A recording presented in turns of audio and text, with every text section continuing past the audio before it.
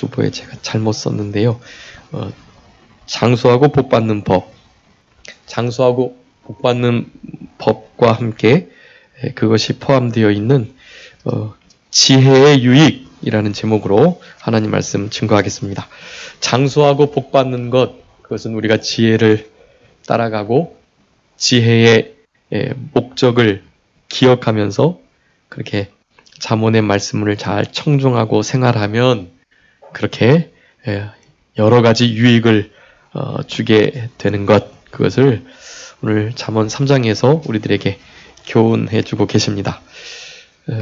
장수하고 복받는 것뿐만 아니라 은총과 귀중히 여김을 받는 것, 또 하나님께서 지도해 주시고 또 골수로 윤택하게 하시는 것, 포도즙이 차고 넘치는 것, 또 사랑의 징계로 우리를 계속해서 인도해 주시는 것, 이와 같은 유익들이 우리들에게 있다.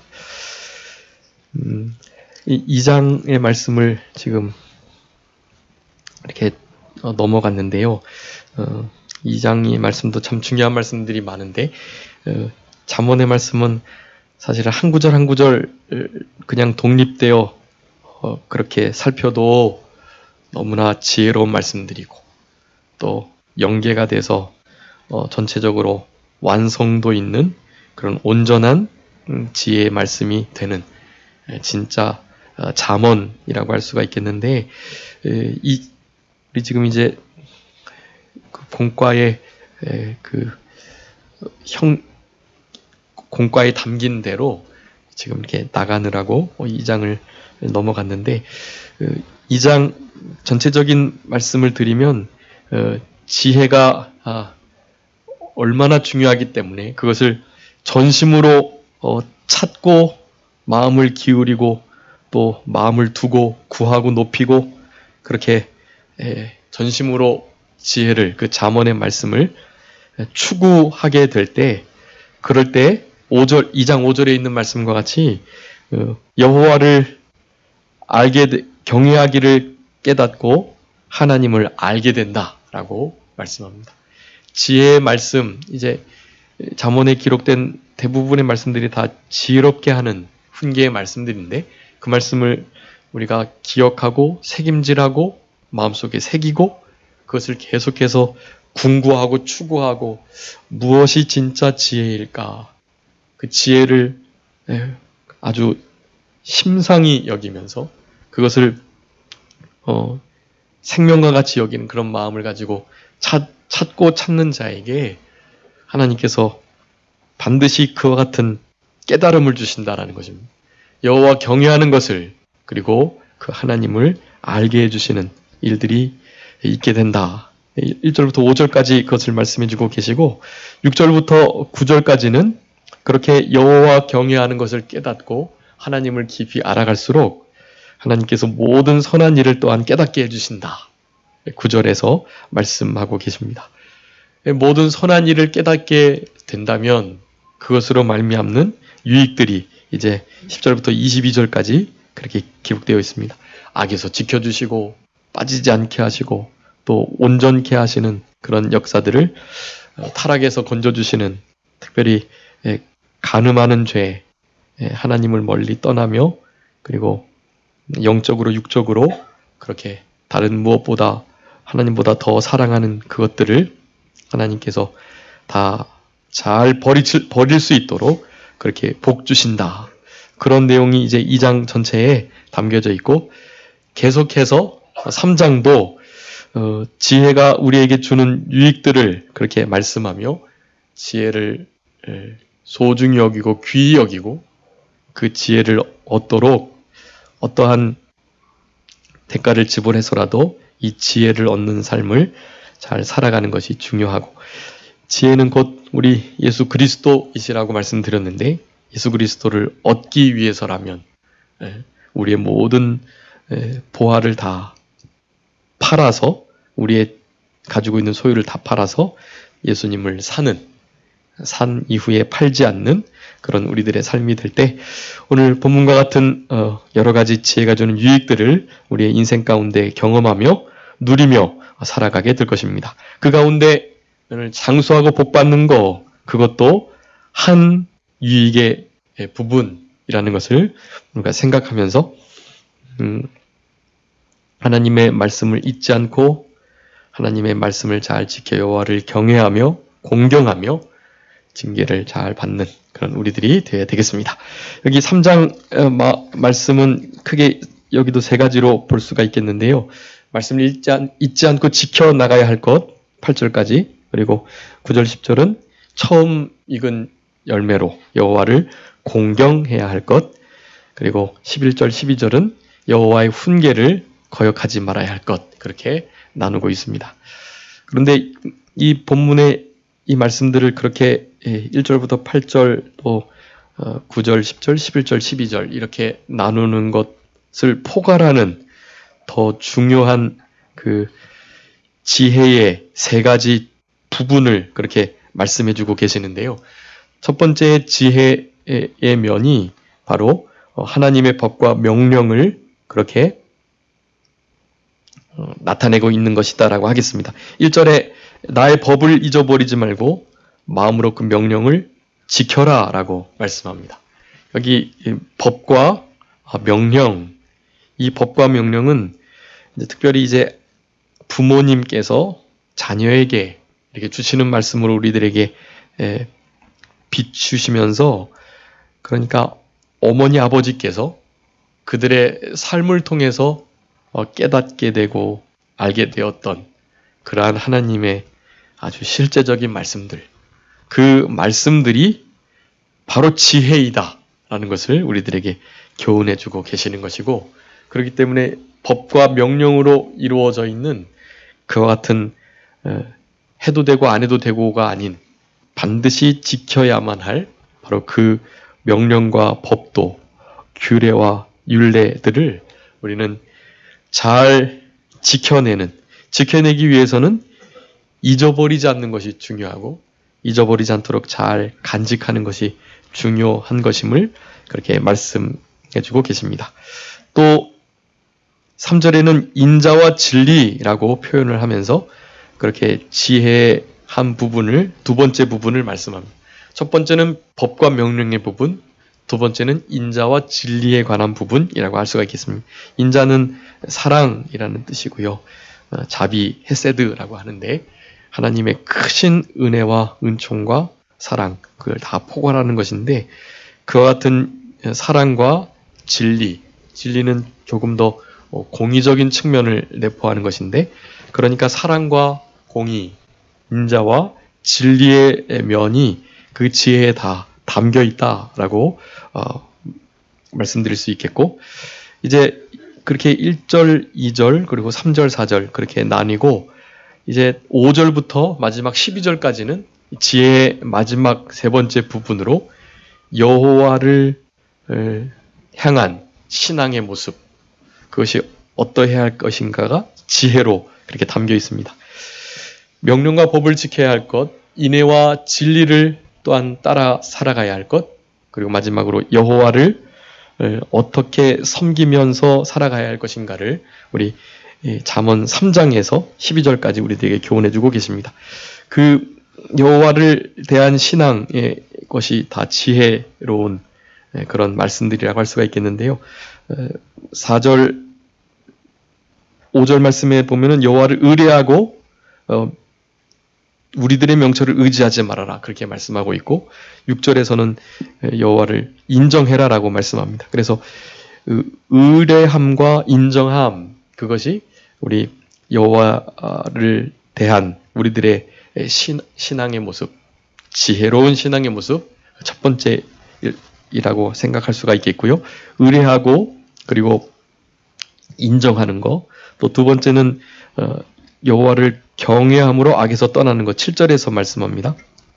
스스로 지혜롭게 여기지 말고 여호와를 경외해서 악을 떠나라 그렇게 말씀하고 계시고, 또 세 번째로는 9절에 있는 것처럼 모든 우리의 처음 익은 소산물로 여호와를 공경해라 라고 말씀하고 있고, 마지막 네 번째로 하나님께서 우리에게 주시는 여호와의 그 징계, 그 훈계, 그 교훈의 말씀을 싫어하지 말고 그것을 잘 순복하여 받아라라고 그렇게 네 가지 면으로 여호와를 대한 신앙의 모습, 그것으로 지혜를 나타내고 있습니다. 그러니까 법과 명령을 지키는 일, 그리고 인자와 또 진리로 그렇게 마음판에 새기고 살아가는 일, 마지막으로 여호와를 네 가지의 면으로 잘 섬기면서 살아가는 일. 먼저 의뢰하고 인정하고 경외하며 또 공경하면서 그리고 징계를 잘 순복하는 이 네 가지 면으로 여호와를 섬기라라고 지혜로운 말씀을 오늘 잠언 3장 12절까지 말씀해주고 계십니다. 1절에 보면 내 아들아 나의 법을 잊어버리지 말고 내 마음으로 나의 명령을 지켜라. 그리하면 그것이 너로 장수와 많은 해를 누리게 하며 평강을 더하게 하시겠다라고 말씀합니다. 여기 그래서 이렇게 하라, 그리하면 이라는 단어가 다섯 번 나오게 됩니다.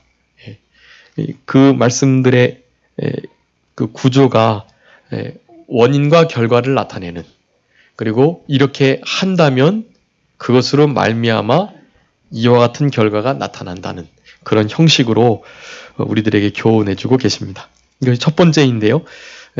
나의 법, 나의 명령을 지키는 일, 그것을 잊어버리지 않는 일, 그것을 잘 행하게 되면 그것 때문에 우리가 장수하고 평강을 누리게 된다라는 것입니다.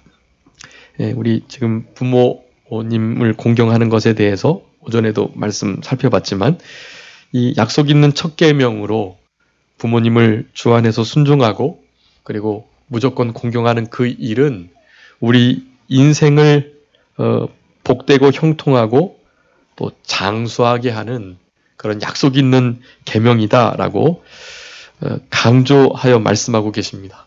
그런데 이 강조된 이 말씀조차도 이 세대의 그 환경, 분위기에 따라서 그런 법 뭐 굳이 받지 않아도 돼 라는 생각을 하면서 마치 취사 선택할 수 있는 말씀으로 받아들이는, 옆집도 그러고 우리 친척들도 그러고 다 그러는데 뭐 하는 마음을 가지고 부모님을 공경하는 일을, 그리고 자녀들을 신앙으로 양육하는 일을 별것 아닌 것으로 생각하는 그런 세대 속에 우리가 지금 살아가고 있습니다.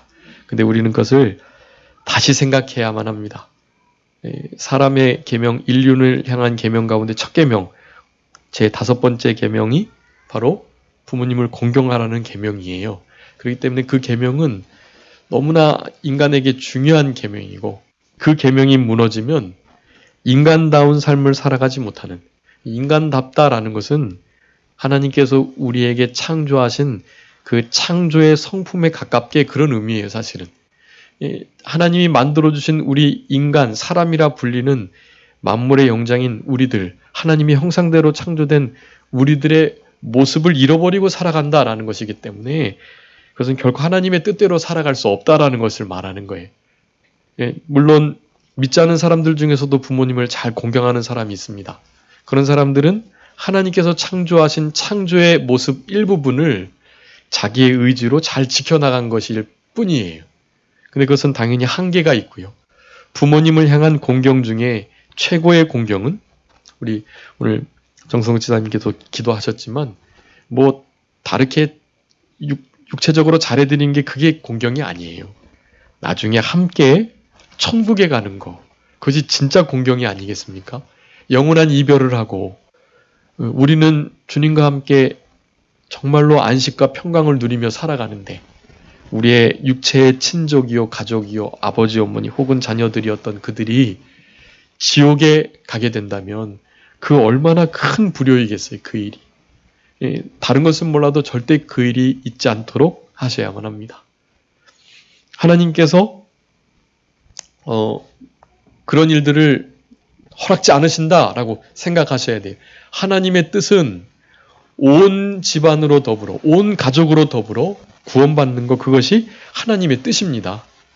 우리가 경험했던 바, 아주 잘 믿는 사람들도 부모님이나 자녀들이, 친척들이 구원받지 못하는 걸 많이 봤어 라고 말을 하면서 그러니까 우리의 부모님이나 우리의 자녀들이나 친척들도 못 갈 수도 있어 라는 생각을 하신다면, 그래서 포기하신다면, 기도하기를 그만두시고 또 그들을 향한, 그 영혼을 향한 관심을 내려놓으신다면 그것은 결코 마귀에게 속는 일이다 라는 것입니다.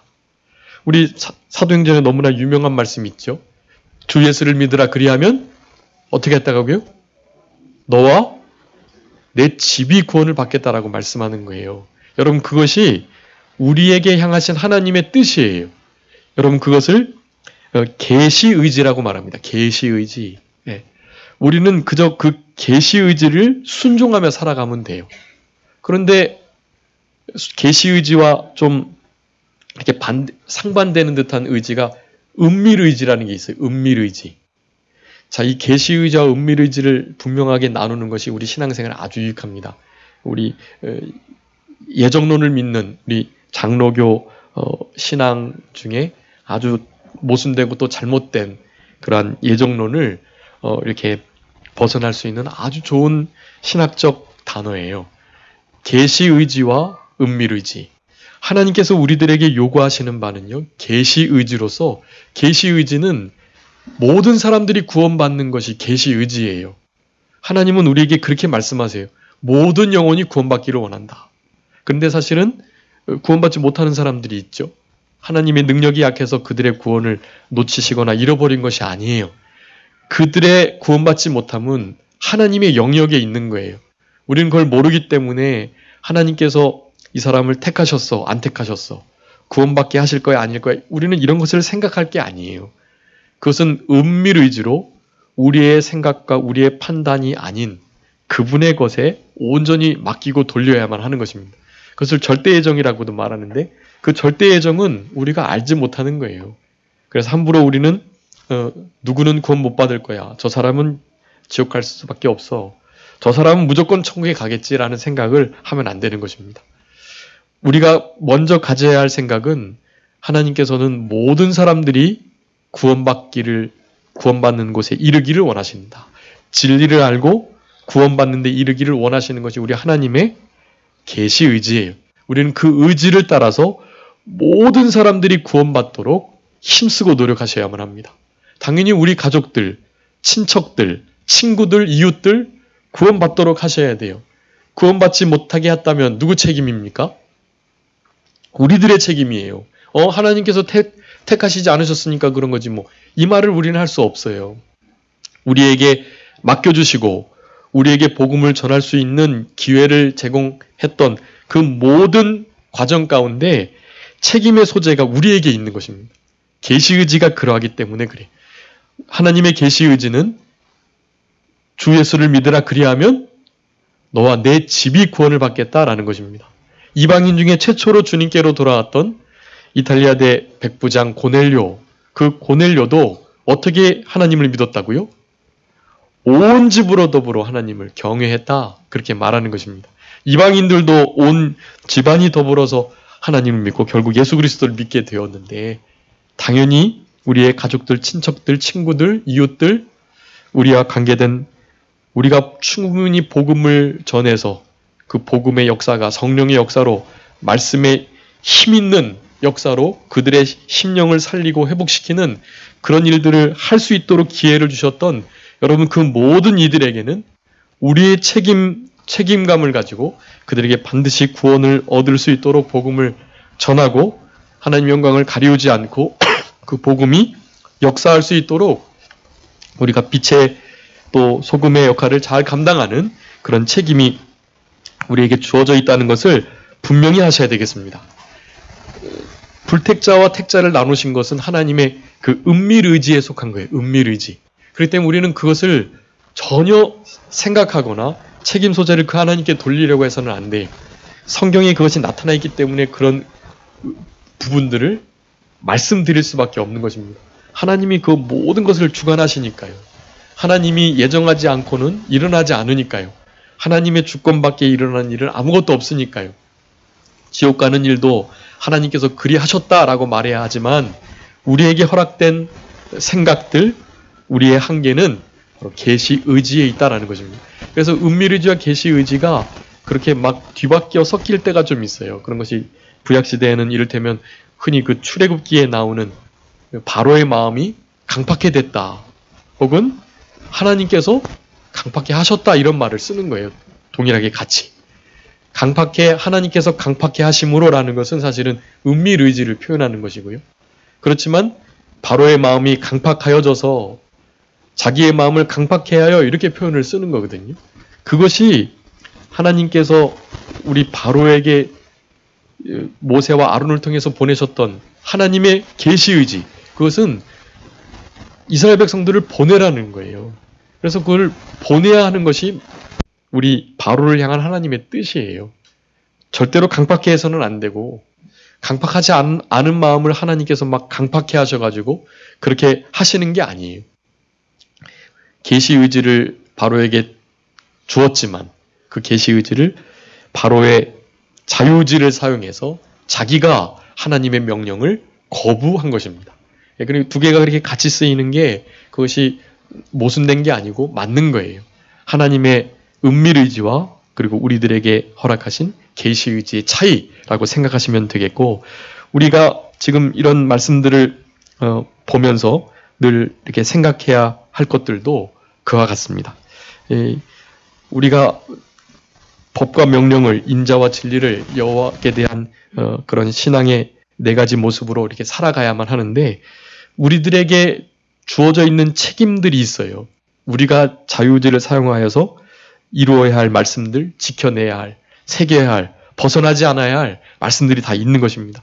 그런 말씀들을 잘 지켜나가면서 하나님의 도우심을 힘입으면서 그렇게 생활할 때 특별히 본문에서 지혜가 주시는 여러 가지 유익들을 얻으며 살아갈 수가 있게 되는 것입니다. 이 가정의 달을 맞아서 우리 가정 안에 구원받는 이 일이 반드시 있어야만 하는데, 특별히 더 기도하시고 하나님 앞에 간절히 구하셔서 혹시라도 우리 부모님이나 우리 자녀들이 구원받지 못하면 어떡하지요? 라는 의심하지 마시고, 우리에게 허락하신 계시 의지는 그들이 다 구원받는 데 이르기를 우리 하나님께서는 원하시고, 내가 그 책임을 지고 내 목숨을 버려서 내가 생명책에서 지워지는 한이 있어도, 주님께서 나를 버리시고 나를 저주하셔도 제발이지 우리의 고륙 지친 나의 아버지와 어머니, 또 친척과 친구들, 이웃들, 우리 자녀들이 구원받았으면 좋겠습니다 하는 간절한 마음을 가지시고 기도하시면 어떻게 될까요? 반드시 구원을 받게 되어 있습니다. 하나님의 계시 의지를 따라서 반드시 그러한 일이 있을 수밖에 없음을 우리는 확신하면서 그렇게 기도하셔야만 할 것입니다. 만에 하나 그랬는데 그런 일이 안 일어났다. 그렇게 하면 어떻게 되겠죠? 그것은 하나님께 맡기셔야 돼요. 그 부분을 하나님께 온전히 맡기시고 그와 같은 일을 하시는 것입니다. 맡길 거는 맡기시고 우리가 해야 할 것은 최선을 다해서 전심전력, 일심정력을 다해서 해나가는 일이 바른 신앙의 모습이다라고 할 수가 있겠습니다. 여기 법을 잊어버리지 말고 나의 명령을 지켜라. 이 아버지 어머니께서 마치 아들에게 자녀에게 하시는 말씀으로 주시는 이 명령과 법, 이거를 우리는 지켜내야만 한다. 잊어버리지 않도록 잘 간직하는 것, 그것이 중요하다. 그렇게 되면 장수하고 평강이 더하게 해주시겠다. 장수하는 일은 그냥 생명이 100살, 150살 사는다는 의미가 아니고요. 골골하면서 아프면서 고통받으며 오래 살면 뭐 하겠어요.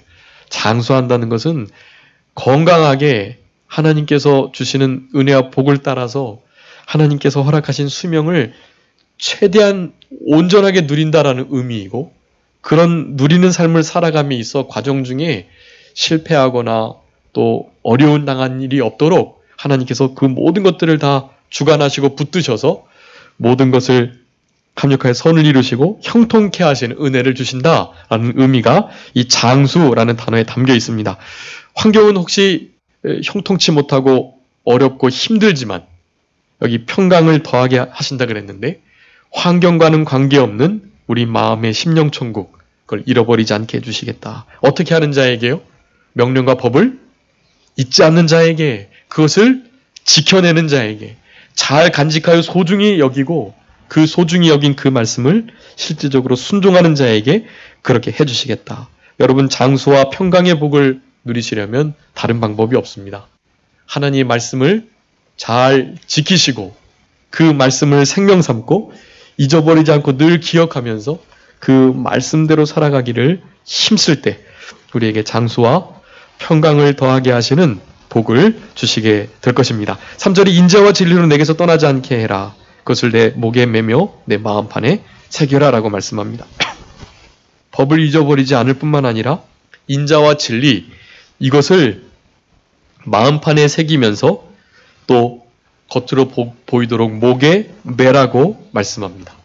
예, 이것이 잘 떠나가는 것 같아요. 이 인자와 진리가 어떻게 할 때 인자와 진리가 떠나가게 됩니다. 예, 우리가 먼저 하나님께서 주신 우리가 받은 바 그 은혜와 사랑 그리고 하나님의 공의로우신 의로우신 성품 그런 것들을 무시하고 살아가게 되면 당연히 다른 사람에게도 그와 같은 사랑과 진리로 공의로움으로 공평함으로 공정하게 의롭게 그들을 대할 수 없고 하나님께서 주시는 인자와 진리를 잃어버리는 순간 그 인자와 진리가 우리로부터 멀어지고 떠나게 된다라는 것을 말씀하는 것입니다. 그렇기 때문에 목에 매고 옷에다가 술을 달아서 끈을 매가지고는 기억하게 하는 그런 일들이 실제적으로 필요한 것입니다. 그래서 이렇게 요번에 전도용품을 좀 구매하려고 이렇게 가피풀 몰을 보면서 거기에 그런 전도용품이 있더라고요. 그리고 신앙용품인데 이렇게 손목에다가 매가지고 거기에 이제 히브리어나 헬라어로 하나님의 말씀들이 써져 있고 그러니까 이 손목에 그 띠를 둘러서 이렇게 손목의 띠가 거추장스러우니까요. 거추장스러운 것이 이렇게 보일 때마다 그래 하나님의 이와 같은 사랑과 진리와 은혜의 말씀들 이것을 기억하자 하는 것으로 이렇게 생각이 나도록 그런 팔찌를 팔고 있는 것을 봤는데요. 이제 우리 주만이 주원이하고 성경 읽으면서 이렇게 옷술을 달아야 할 것 우리 이제 출애굽기 또 민수기 이렇게 보면서 그런 말씀들을 보면서 실제로 어떻게 술을 좀 이렇게 파란색으로 청색술로 이렇게 달아볼까 그래서 이렇게 거추주거추를 하면서 이런 걸 보면서라도 하나님 말씀을 한 번 더 기억하고 그 옷술 때문에 다른 사람이 한번 물어보고 그것을 또 설명해 주느라고 한 번 더 되새기고 이런 일들이 있으면 참 좋겠다 그런 생각을 해봤는데 그렇게 하는 것도 참 중요하지만 오늘 본문에서 우리에게 그걸 교훈하고 있어요. 목에 목걸이를 매서 굳이 그렇게 하는 것이 참 중요하긴 하지만 그런 것들을 하지 않고도 어디에 새기면은요. 마음판에 새기면 그런 것 하지 않아도 충분하다는 것을 우리에게 교훈해주고 계시는 것입니다. 그러니까 더 높은 성숙한 신앙. 성숙한 신앙이 되기 전까지의 과정 중에 목걸이도 하고 술도 달고 청색끈으로 표시도 하고 미간에 붙이기도 하고 문설주와 인방에 문 안팎으로 하나님의 말씀을 기록해 놓고 그런 일들이 사실은 필요한 것입니다. 그것을 아예 무시하셔서도 안 되고요. 그런 것보다도 마음판에 하나님 말씀이 새겨지도록 그렇게 노력하는 것이 더 중요하겠다. 그렇게 되면 4절에 보니까 내가 하나님과 사람 앞에서 무엇과 무엇을 받는다고요? 은총과 귀중히 여김을 받겠다. 하나님과 사람 앞에 인정받지 못하고 또 하나님 앞에 섰을 때 하나님이 칭찬하실까라는 생각하면서 제대로 된 하나님이 기뻐하실 거야. 하나님이 또 원하시는 일이야 라고 어떤 우리의 삶의 결정들을 내리지 못한다면 그렇다면 하나님의 말씀이 내 마음 가운데 없었던 것임을 인정하셔야만 합니다. 그리고 그 인자와 진리, 하나님의 사랑과 공의를 깊이 깨닫고 그것으로 다른 사람들을 대하지 못했던 것이라는 것을 사실은 반증하고 있는 것이기 때문에 여러분 사람과 하나님 앞에 은총과 귀중히 여김을 받기 위해서라도 하나님의 말씀을 우리 마음판에 새기는 것이 그 지혜의 말씀을 새기는 것이 중요하고 인자와 진리 그 말씀이 내게서 떠나게 된다라는 사실은 자칫 잘못하면 실제로 구원을 받지 못하는 그런 과정 중에도 있지 않을까 생각해야 할 만큼 중요한 부분이라는 것을 아셔야만 합니다. 그러니까 은총과 귀중히 여김을 못 받는 정도가 아니라 혹시 구원을 잃어버릴 수도 있는 상태에 있다라는 것을 말씀하는 거예요. 지금 요즘에 한국 기독교가 이렇게 힘을 못 쓰고 사회에 지탄을 받고 또 욕을 먹고 그렇게 형편없는 처지에 놓이게 된 것은 성경 말씀에서 오직 믿음으로만 구원받는다고 하니까요. 그것이 진리의 말씀이기 때문에 그 주장하는 것이 어쩔 수 없는데 사실은 우리의 인간편에서 봤을 때는 그저 믿음으로만 구원받는다고 그렇게 하면 마치 천국 가는 것은 따놓은 당상, 이제는 이왕에 천국 가게 되는 표는 받아놨으니까 그러니까 좀 남은 때는 내 마음대로 내 뜻대로 좀 하고 살다가 천국만 가면 되지 뭐 라는 생각을 할 수 있게끔 우리의 삶을 그렇게 타락시키는 그런 말씀으로 하나님의 이 예정론이 그리고 믿음으로만 구원 얻는다는 그 말씀이 잘못 사용되는 경우가 생기기 때문에 이와 같은 한국 기독교가 타락되지 않았나라는 것을 요즘에 많이 이렇게 생각하며 거기에 대해서 강하게 말씀하는 분들이 많이 계시는 것 같아요. 여러분 그것을 좀 심각하게 받아들이시고 뭐 행위로 구원받는다라고 말씀을 드리는 게 아니에요. 특별히 정통교회에서는 더욱더 이런 논의나 말씀들이 이렇게 공론화되기가 어려운 분위기인데요. 여러분 그렇기 때문에 하나님께서 야고보서를 주신 것입니다. 여러분 지금 야고보서 다 읽고 이제 히브리 읽고 야고보서 읽고 이제 그렇게 넘어가고 있잖아요. 그 야고보서 자세히 읽어보세요. 그 야고보서에 분명히 말하고 있어요. 믿음으로만 구원받는 것이 아니다. 예. 행함으로 온전케 된다라고 말하는 거예요. 그리고 다른 부분에서는 행함으로 구원받는다까지도 말을 하는 거예요. 그것이 행위 구원을 말하는 게 아닌 것을 우리는 잘 알잖아요. 그렇지만 그것을 그렇게 오해가 될 만큼 강하게 강조하고 있음을 우리는 분명히 인식하셔야만 합니다. 그리고 우리가 말하는 그 믿음이 우리를 구원해내는 그 믿음이 되기 위해서는 반드시 행함이 있어야 함을 다시 한번 기억하면서 하나님 앞에 은총과 귀중히 여김을 못 받는 게 문제가 아니라 인자와 진리가 우리 마음으로부터 떠나버리게 되면 그러면 실제로 구원을 잃어버릴 수밖에 없는 사람들에게 지탄받고 뭐 믿는 사람이 그 모양이라고 말하면서도 천국 가는 거 그것을 너무나 당연히 여기는 거 그거 옳지 않고 그 야고보서를 그래서 지푸라기 서신이다라고까지 말하면서 처음에는 정경이 되지 못할 뻔했어요. 왜냐하면 그때 당시는 믿음으로만 구원받는 것이 너무나 중요한 핵심 진리였기 때문에 왜냐하면 그 전까지는 할례를 행하고 또 율법을 지키고 그렇게 행위 구원을 유대교에서 계속 말씀하고 있기 때문에 그거 아니다. 예수님을 믿기만 하면 된다라는 것을 강조하다 보니까 이신칭의 믿음으로만 구원 얻는 것을 서신서 전체에서 그렇게 강조했던 것입니다.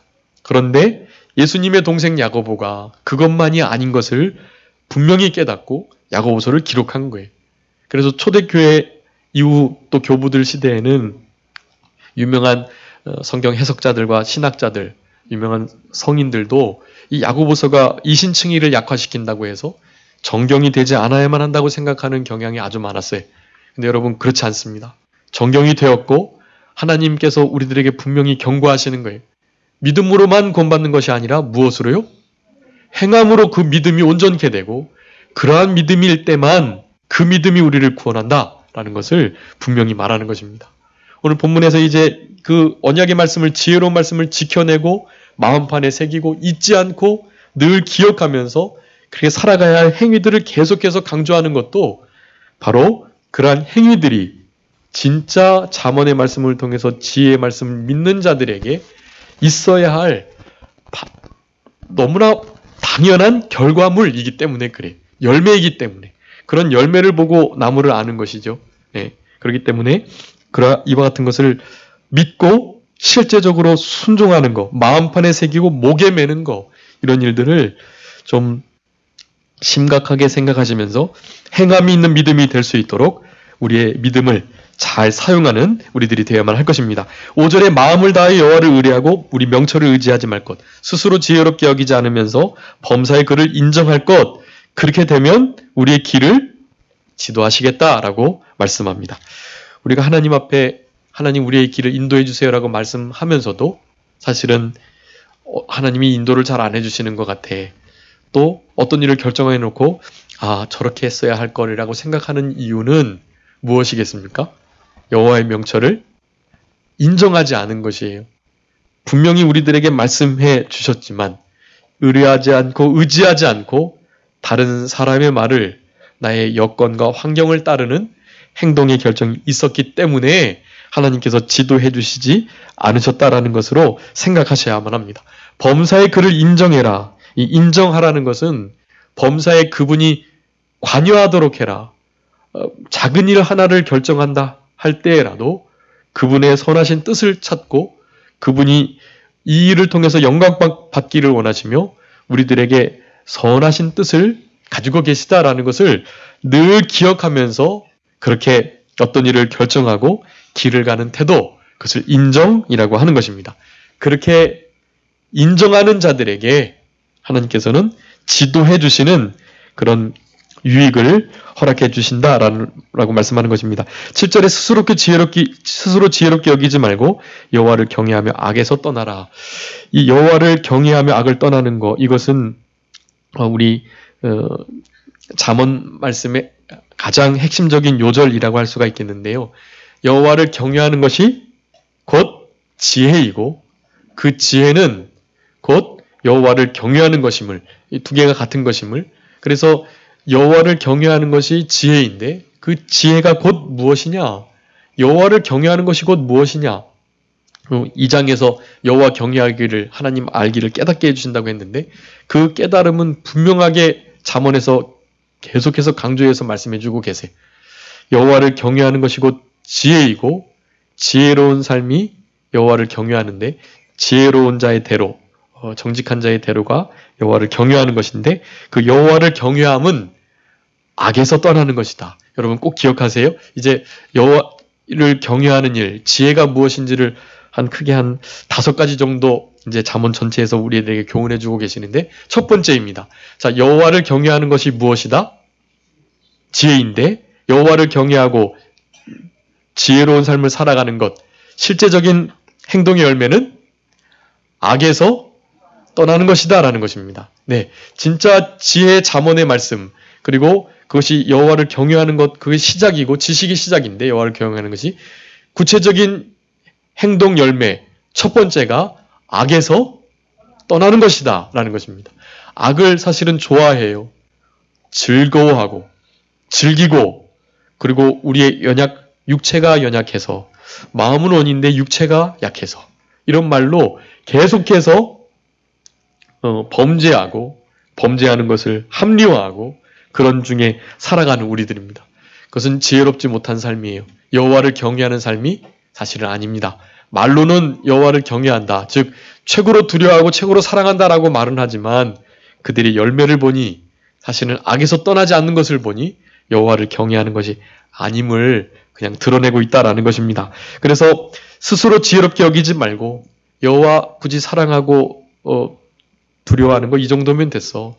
이 정도면 충분하지 않겠어라고 생각하면서 스스로의 경험과 또 신앙의 연륜과 또 교회 생활의 경험들을 통해서 그저 지혜롭게 여기면서 이 정도는 내 결정으로도 충분하지라는 생각을 가지고 하는 모든 일들, 그 여호와를 경외하는 일이 아님을 분명히 아셔야 하고 그렇게 여기지 말라고 명령하셨어요. 그러니까 그 모든 지혜로운 생각들을 내려두시고 여호와를 경외하는 것, 특별히 악에서 떠나는 이 일의 모든 신앙에 사활을 걸도록 해야만 할 것입니다.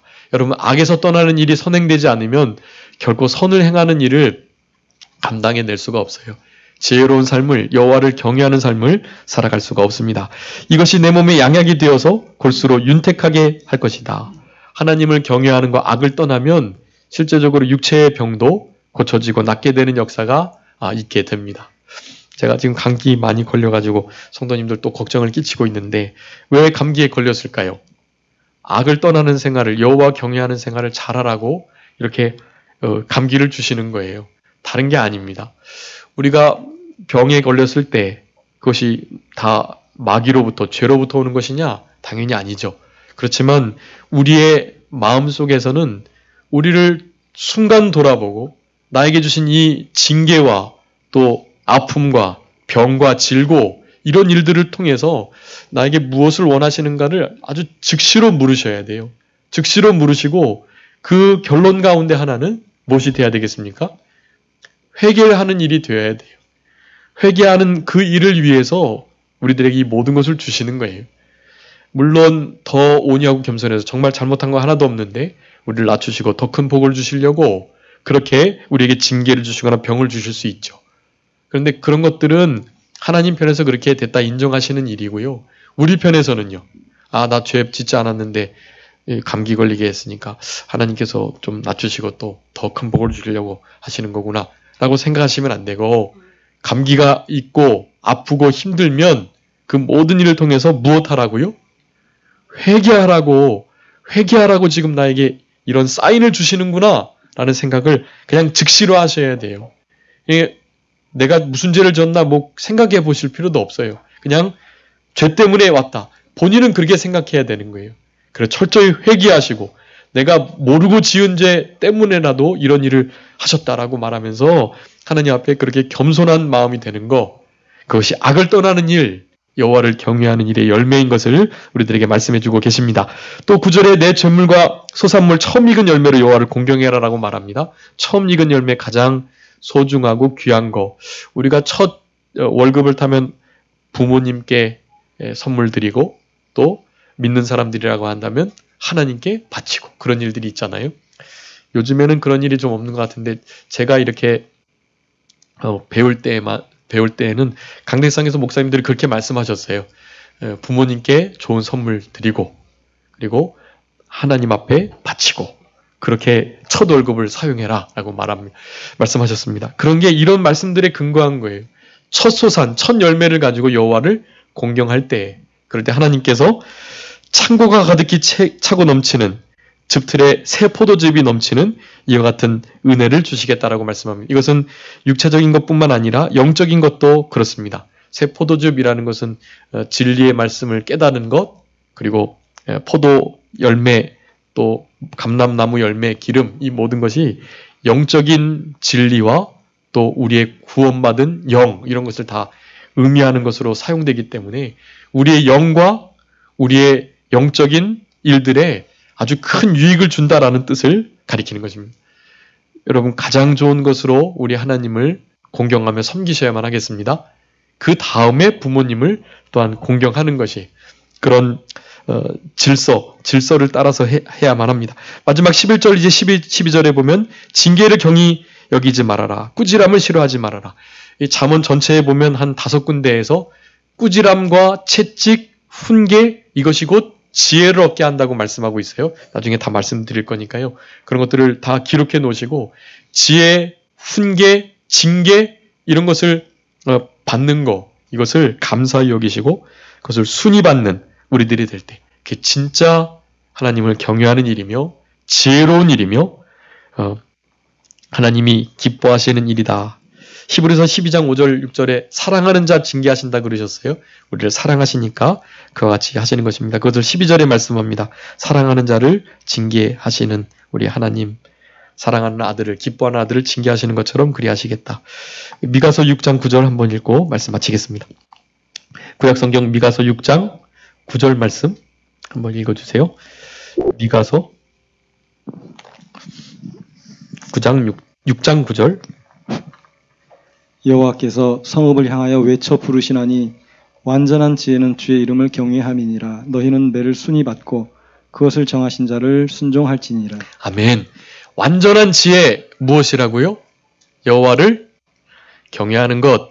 여호와 경외와 지혜가 같은 것임을 다른 욥기서나 또 이런 미가서 다른 성경에서도 계속 말씀하는 거예요. 잠언에 가장 많이 나옵니다. 그러면서 매를 어떻게 받으라고요? 순히 받아라. 그리고 그것을 정하신 자를 순종해라 라고 말합니다. 그것이 다 지혜로운 일이고 그것이 하나님을 경외하는 일이다라고 말씀합니다. 아무쪼록 우리 여호와를 경외하는 신앙으로 또 인자와 진리를 떠나지 않고 법과 명령을 잘 지키시는 지혜로운 인생길, 하나님을 경외하는 삶을 살아가시는 우리 모두가 되었으면 좋겠습니다. 기도하겠습니다. 살아계신 아버지 하나님 감사합니다. 우리들에게 잠언의 말씀을 통해서 참된 지혜의 삶이 무엇인지를 교훈하시는 은혜를 감사합니다.